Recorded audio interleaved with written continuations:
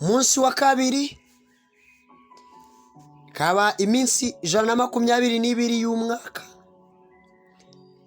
Reka Uwiteka guteza intambwe nsha. Uko byakunaniye kubireka, njye ubwanjye ngiye kubishenya bive mu mutima wawe, kuko bituma uhora unshumuraho. Hoseya igice cya 10 umurongo wa 2. Bagira imitima ibiri, noneho bazasanganwa igicumuro. Imana izasenya ibicaniro byabo, izarimbura za nkingi zabo z'ibigirwamana. Mwene data, hari ingeso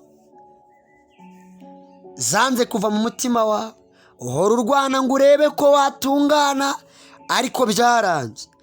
Ibyo rero bituma udakiranuka ku Uwiteka nk'uko abishaka.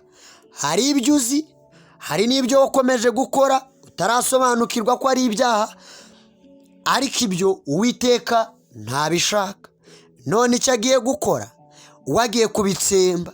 Iyo mitima ibiri, umwe uhora ukubwira ngo gikore, undi tukireke, gikore, undi kireke, ukakireka iminsi 2, ejo ugasanga wongeye wagikoze.